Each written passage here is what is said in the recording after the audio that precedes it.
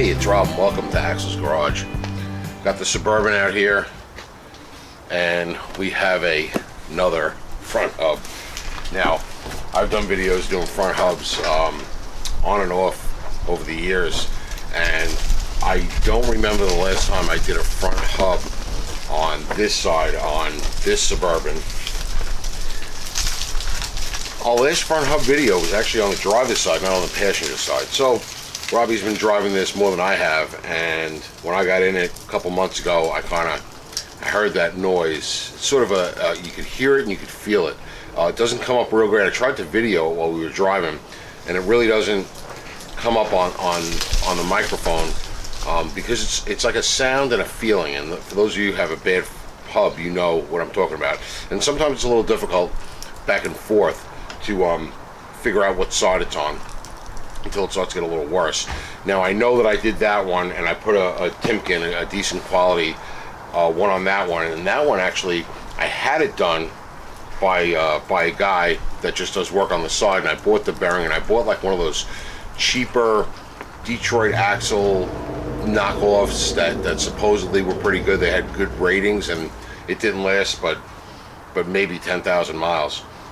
And I put the Timken in on that side, and we did a video on that, and you can find that in our Suburban playlist.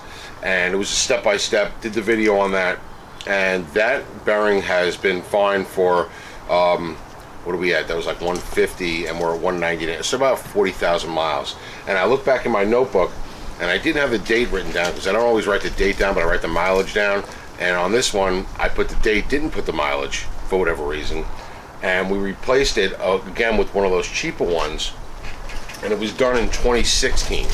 So from looking through my notebook where I have the mileage written down, and I keep sloppy records, of course, I'm guessing that was probably in the 125,000 mile range. So we're at 190 now. So I guess we got our money's worth out of that cheapo bearing, and we're going to put a Timken back in. And we got a bunch of other things to do on the Suburban today. We're going to change the oil. It's due. We got a couple of lights that are out. We're going to button them up because the big dummy is going to be heading next week to Lynchburg, and he's moving down there. So we're gonna take all my shit out of it, and he's gonna be taking this because it's the vehicle that's reliable enough and big enough to move all his shit down there, and then he'll be able to use this reliably to go back and forth to work and school. He's doing a program down there coming up this year. So we're gonna get started, and the first thing we do with these is break that axle nut free. So leave the car on the ground, and this is my big tip for when you're doing these. Don't buy the cheap bearings. Even the Moogs, they're saying, have been shitty lately. I've had luck with the Timkens. I went with the Timken. It's a little bit more money, yeah, but you know, it stays in there for a lot longer. So what is it, how's that saying go? Buy once, cry once. I think that's it. So anyway, leave the vehicle on the ground. Oh, we're gonna rotate the tires too. We're due for that as well. I usually rotate the tires every other oil change. So we're gonna do tire rotation, oil change, the bearing, a couple lights, clean out all my stuff so he can put his stuff in it, and he should be good to go. But leave it on the ground, take the center cap off your wheel, and break that axle nut while it's on the ground, because sometimes you can get it with an impact, sometimes you need a bigger impact, sometimes you need a breaker bar, and then you can break it free. Sometimes you need a jack handle on that breaker bar, and you've seen me fight with the one on that side that somebody blasted on really, really tight, and I had to take a breaker bar with the jack handle and try to put a jack under the jack handle and jack it up with the hydraulic jack to break that one free. I think I broke a socket or two, or a breaker bar or two getting that one off. But we'll go at it. I'll move the camera and we'll get started.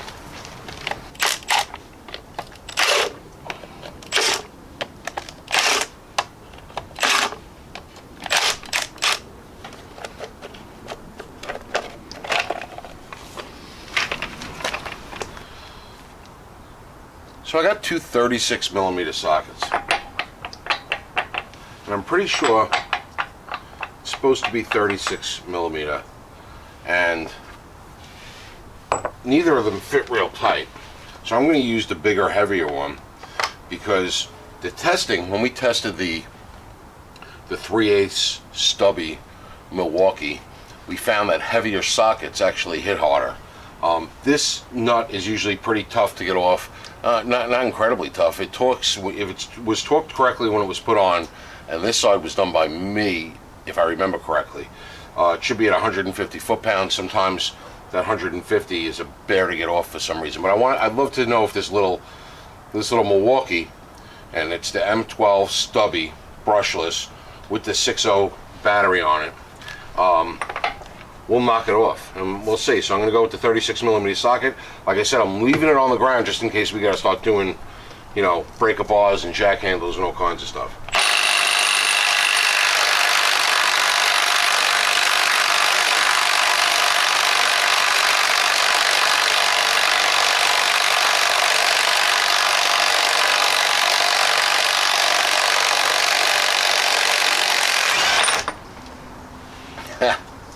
What do you know? This little guy's got the juice, I'll tell you that. Came right off. We did a complete real-world torque test, unscientific, mind you, but real-world torque test on the 3/8 stubby, and we're going to be doing one on this 1/2-inch stubby coming up this winter. So I can get that off, leave it on the side, and now I can lift up the vehicle and take these lug nuts off and get the wheel off. So like a dummy, I actually pulled the tire off and got everything set up, started draining the oil out. Figured I'd do that while we let the oil drain while we do this project. And I completely glanced over, checking to see if the wheel bearing's bad. I mean, this one, I know, the sound, the feel, everything's coming from this side of the truck. When I turn to the left and the truck leans to the right, which puts more pressure on this one, the sound gets louder. When I go straight, it's less, and when I turn to the right and it sort of rolls out and puts the pressure on that side, it gets quieter. So that's a pretty good indication that it's this one. But if you wanted to physically check it, first thing you got to do before you take the tire off, get it up in the air, got that axle nut off, give it a tap with a dead blow to make sure that your front axle is loose in the housing, so that that's not holding the bearing together, and you can give it the wheel a shake side to side, which is tough to do because the suspension turns with the steering. So the best way to do it is up and down. So grab on the bottom and grab on the top and kind of try to pivot the wheel, and you can feel play. If you can feel play, you got a bad hub bearing, and you'll be able to feel it in there. And I can feel it in there knocking back and forth. Sometimes they're real bad, sometimes they're not so bad, and it's just a little bit of play. But the sound with the play points you in the right direction. This one's got a little bit of play. I expected it to be worse because it's gotten progressively worse. The grown over time, it's not nearly as bad. Right here, I can feel that little bit of play in there, and that's what's an indicator that it's bad. Now I can get the wheel off and we can get started.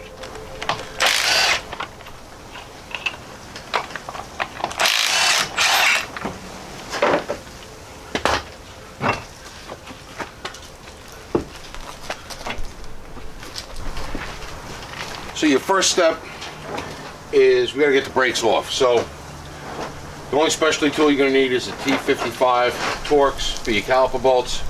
Okay, you're going to take that caliper, put that caliper, hang it up out of the way, and get your rotor off, and get your caliper bracket off.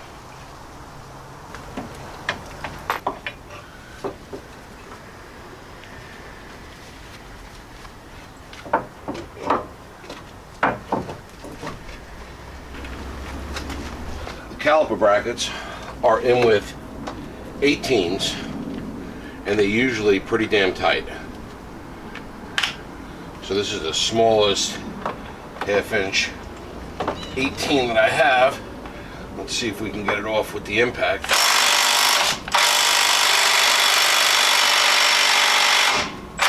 Oh, and the impact ain't touching it.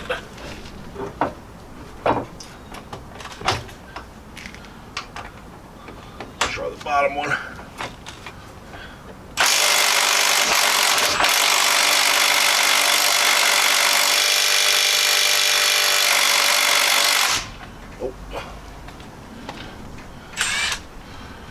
Not going with the bottom one either. Probably because I have this lousy socket.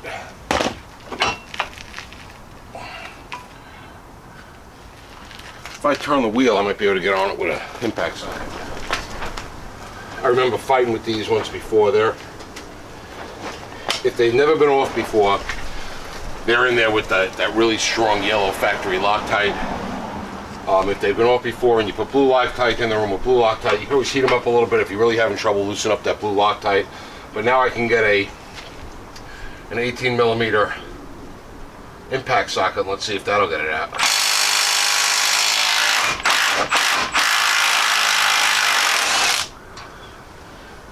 Alright. That was able to do it now.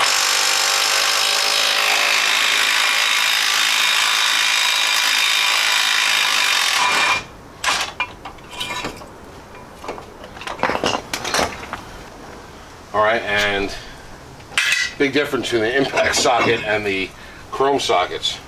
It's not just about the strength of the socket, it's about the weight of the socket. Alright, so now we got our rotor. Got our rotor off, cut all our brakes off and out of the way. And now we have the 3 bolts that hold this hub assembly in. They're coming in through the back. They're a pain in the ass. If you can get a socket on it, that's great. Got to figure out the size here. I'll use these little ones. See if I can figure out the size. I think it's a 15. Yeah, it's going to be a 15 millimeter. I don't think I'm going to be able to get a 15 impact on there, but you never know.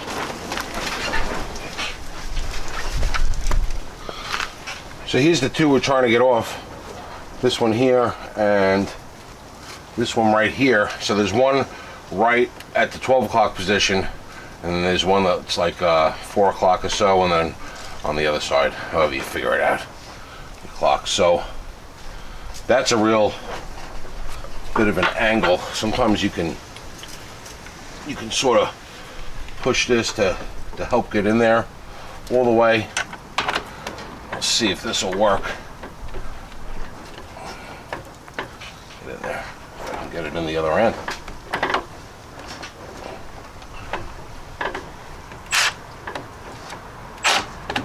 Get in there. Alright, I didn't get in there.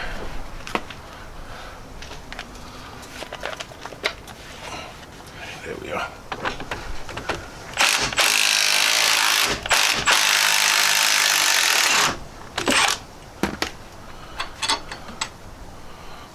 This bolt is getting bad looking. Hopefully it's the last time we ever do it.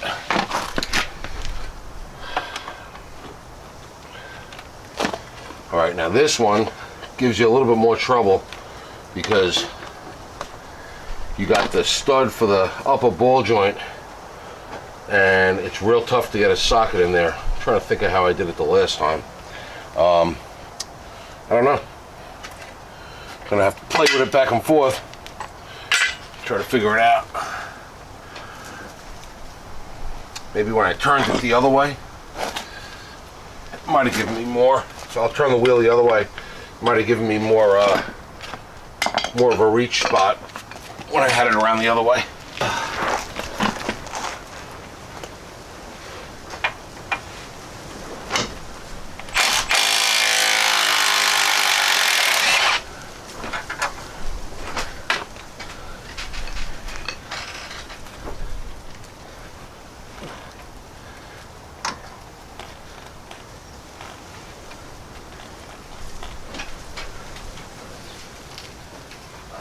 And sometimes the bolts are hard to get out when the wheels turn because it hits the boot on the CV axle. So you get them broken loose, and they're loose in there, not even broken loose all the way out, but you can't pull the bolts out, which is fine.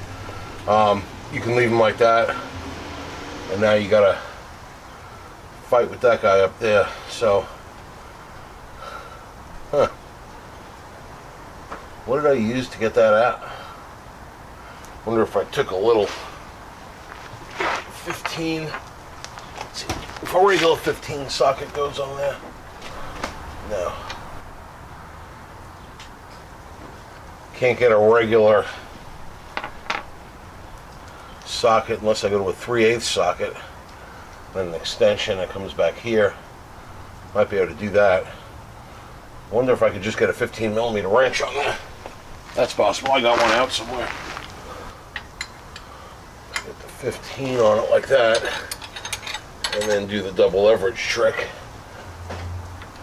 Yep.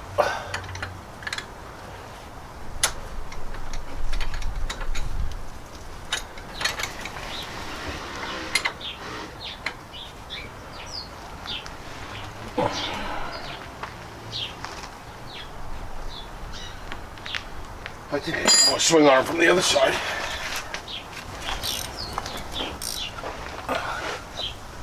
Oh, come on, get on there. You mother. Oh, get on there, get on there, get on there. Got it.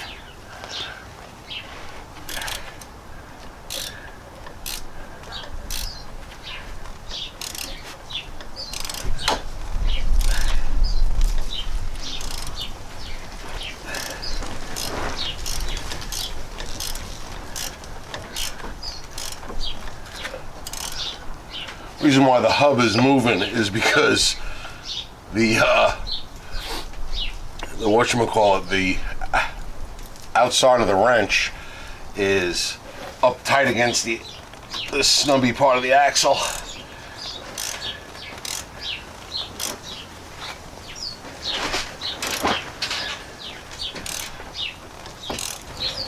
And the funny thing is that because the wrench is sandwiched in between the cone part of the axle and, well, like the CV joint, the front side of it, the nut's not going out that way, so it's actually pushing the hub out, and the hub's not rusted in because I replaced it and I slathered it with white grease on the bolts or anti-seize, and it's going to come right out, which means I don't have to beat it out, which is a bonus. That's why I always say to lube your shit up, make it easier for the next guy, because the next guy may very well be you. And look at that, the next guy was me.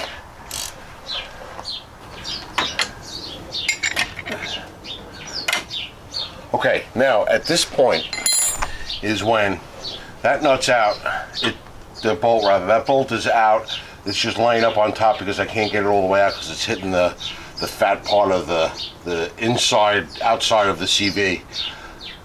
Okay, at this point is where you would start beating on it, and most of the times you got to take this and you got to beat on this side a little bit, on this side a little bit, on the top, on the bottom. They do make a puller that you could pull out. I still got the washer in there around the axle. I'm not concerned with that, but because I did replace this, and I replaced this in November of 2016, so we're at 16, we're 21 now, we're in December, end of December of 21, so that's 5 years. So 5 years this has been in there. It should be rusted up solid, and it's not, because I did lube everything up, and this thing, we're going to be able to walk right out like that. Wow. Alright, so I'm going to just stick it back up on there for a second so I could get this line for the speed sensor off. Here's my washer that I'll put up here that goes with the axle nut. You do get a new speed sensor in there, so you just have to take your old speed sensor wire out. And then you got your dust shield, which you're going to reuse. So you got to go up here and split the speed sensor connector, right, and then a little screwdriver, and you can get these clips off if I remember how they go off. So sometimes getting these stupid brackets is such a pain in the ass, and then sometimes they come right out. I'm fighting with it like it's a pain in the ass. So is your dust cover. Pull your wire out and your hubs out.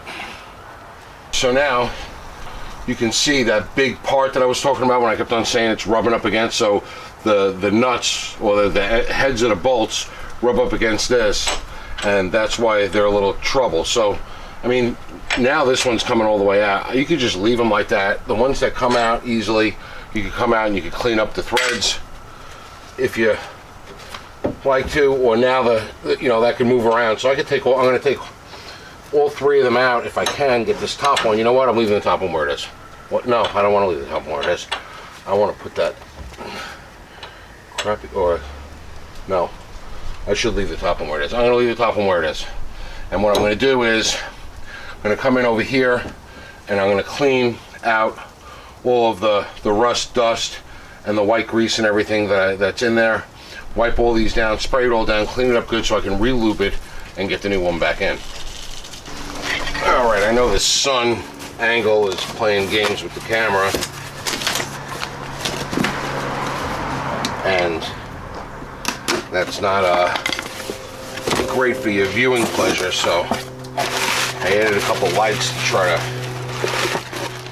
make it all a little better.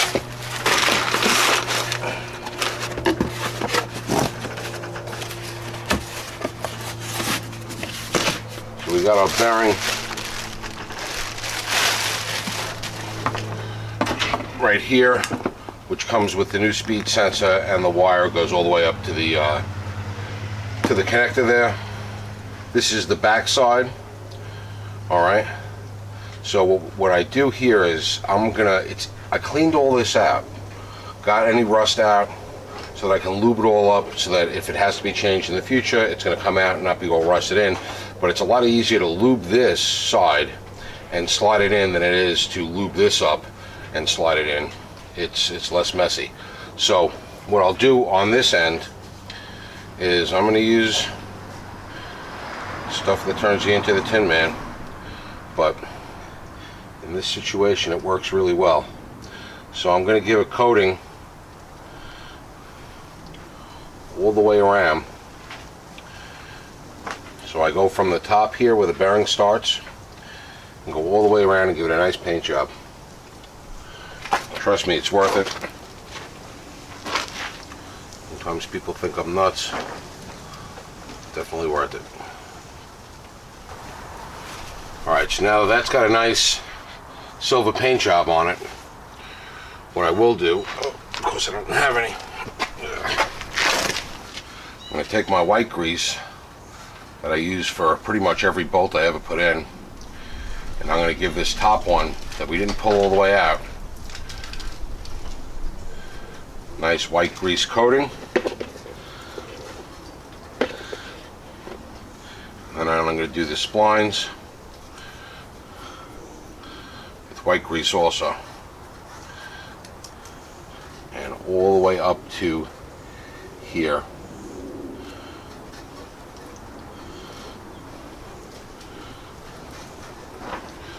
You could take this and this will actually turn.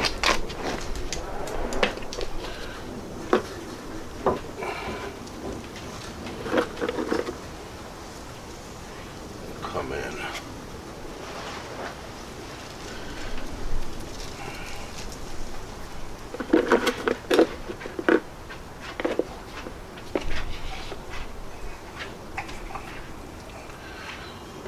I'm actually running out of my white lithium grease here.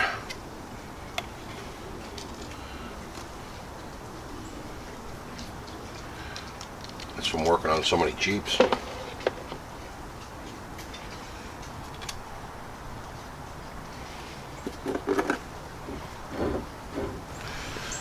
Alright, so we know that this one is going to be the one going straight up and down. So I'm going to slide this in, try to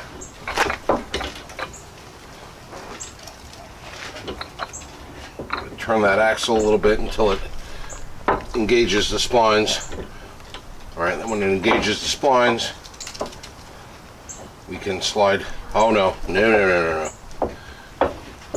Forgot one thing, very important. your dust cover here.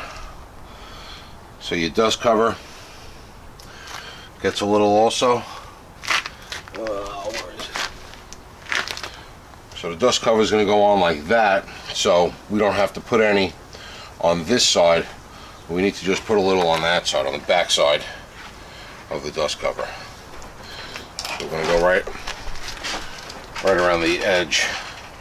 I don't know how much I was on camera. Now on the back side of the dust cover. You don't need any on the front side because you already got it on the hub bearing assembly itself. A little bit on that side. It's the back side, and then you're going to take your hose, not a hose, your wire for your speed sensor. Okay, now you can slip it in. Try to find your splines. Okay, once the splines go in, now take that top bolt, push that top bolt out, and just catch it by hand if you can to hold everything in place for you.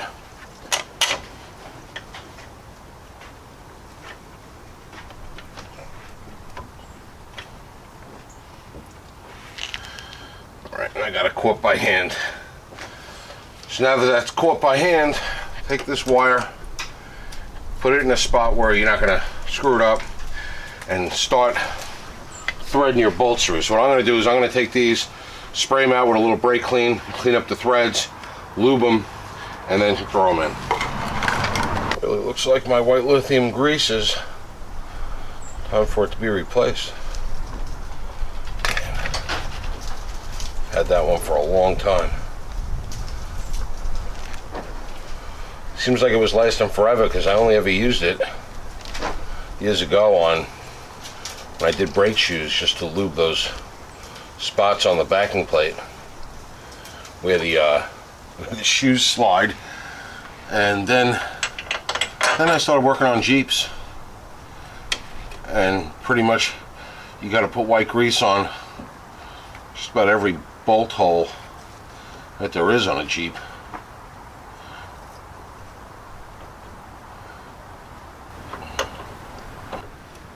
And just get them so they all grab first. Don't tighten them up all the way, because you remember you got that thick part of the outer CV that really gets in your way a lot, you know.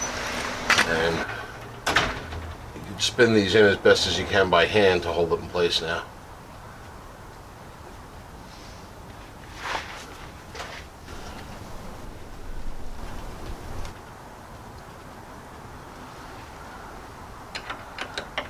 Alright, so it's pretty easy to, you know, when you have your bolts clean and lubed, to just spin them in by hand and use the wrench just to seat them nice.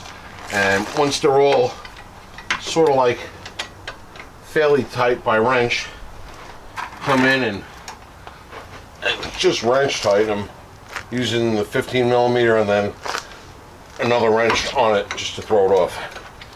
Alright, and that one's good and tight. That one's starting to really round off. Wrench slipped a little bit. We'll do the other two same way.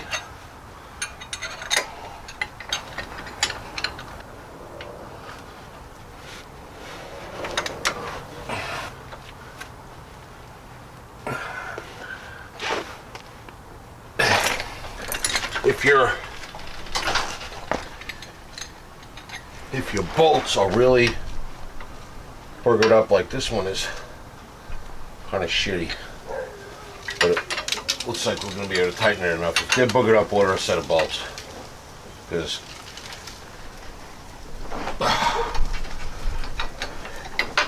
these 3 bolts are what holds your whole hub assembly on, along with the axle nut. So now you got your axle. It's still loose in there, and all of that is good. So we can leave that just like that for now, and we can actually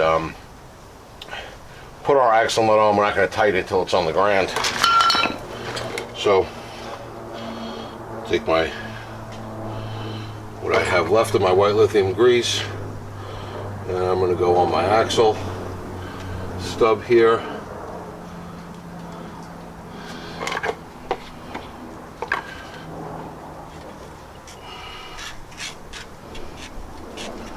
Just like that.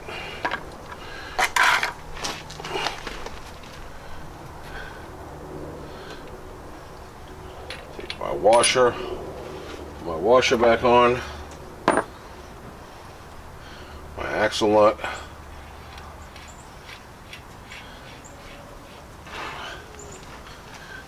that back on, and I'm not going to tighten it, I'm just going to run it down. Because I'll tighten it with a torque wrench.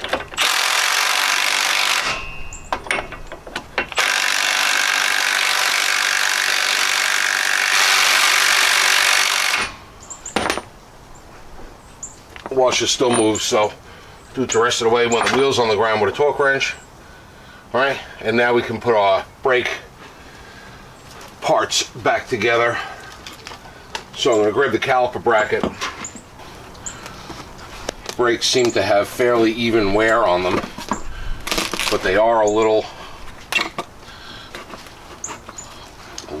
snugged up in the on the sliders. So I'm going to clean the sliders off while I have it out.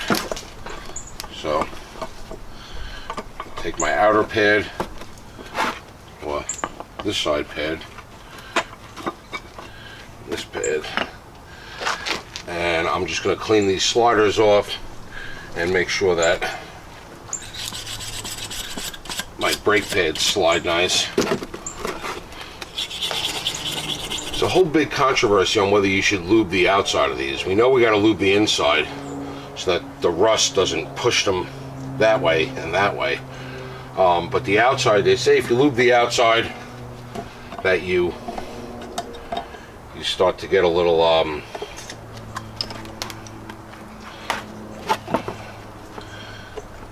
place for the dirt to attract to. I don't know. It does sneeze. Alright, so with the sliders cleaned up, the brake pad ears cleaned up, we can take some more of the silver stuff and just go right around this inside corner where the rotor meets the hub, and just work your way out.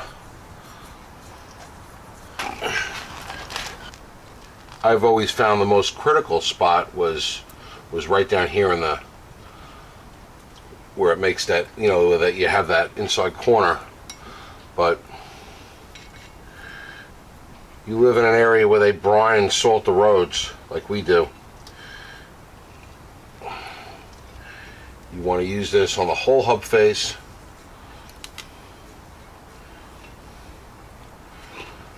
But if you don't want to go whole full hub face, make sure that that spot right there is done. I do the whole hub face. And now stick that rotor on.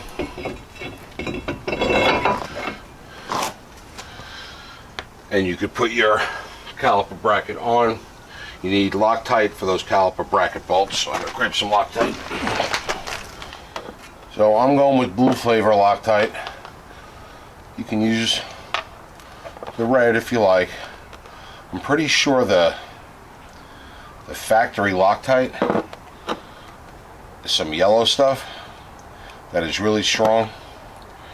I think you'll be fine if you stick with the blue. You'll probably be fine if you don't even put any, but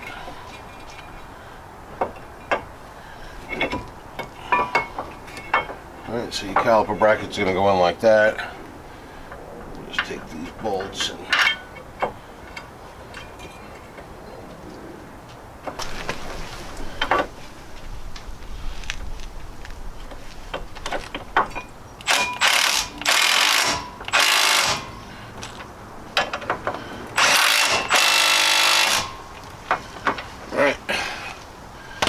They're in there nice. Rotors on there nice. Now I can put my brake pads back in. Alright, if you want to run a nut down on one of the studs to make it easier, you can do that. Otherwise you can just hold it with your hand. Make sure you don't have your hose all jacked up when you're putting it back on.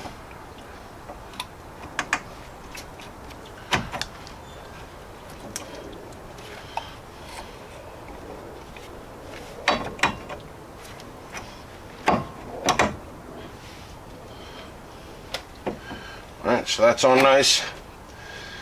Now, caliper pins. I'm going to clean them up and re-lube them because they're out. And why not?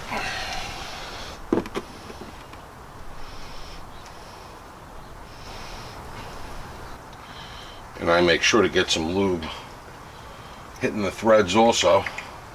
Again, primarily because we live in an area where everything rusts. Alright, so now I can tighten my pins up, and they don't have to be tightened to 270 foot-pounds the way they were when I took these off. I don't know if they were tight.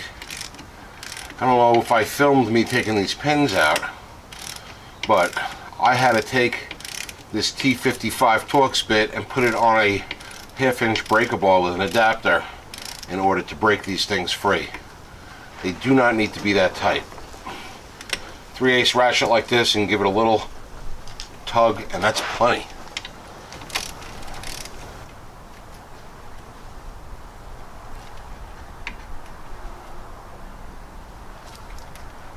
That's it. That's all you got to do.